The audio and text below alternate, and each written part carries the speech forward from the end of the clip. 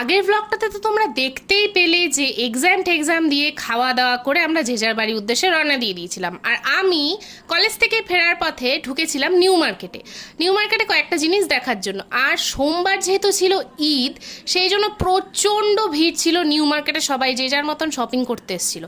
আমিও চলে গেছিলাম। এই ব্যাগের দোকানটা দেখতে পাচ্ছ, ব্যাগের দোকান থেকে আগেরবার আমি মার জন্য একটা পার্স নিয়ে নিয়েছিলাম, খুব সুন্দর। আর সফট টয়েসের দোকানে এত কিউট সফট টয়েস পাওয়া যাচ্ছিলো, সব সময় সফট টয়েসগুলো থাকে, কিন্তু এরা না মানে কম দাম হলে অনেক বেশি দাম চায়, মানে ডাবলেরও বেশি দাম চায়। এখান থেকে যারা শপিং করতে চাও তারা বার্গেনিং করতে হবে, বার্গেনিং না করলে এরা কিন্তু দাম একটুও কমে না। যারা ভালো বার্গেনিং করতে পারে তারা নিউ মার্কেটে এসে ভালোভাবে শপিং করে নিয়ে যেতে পারে। আর এই দোকানটাতে সুন্দর সুন্দর মেয়েদের বো, ক্লিপস এইগুলো পাওয়া যাচ্ছিলো। আর গরমকালে জাম মাখা খেতে কার না ভালো লাগে।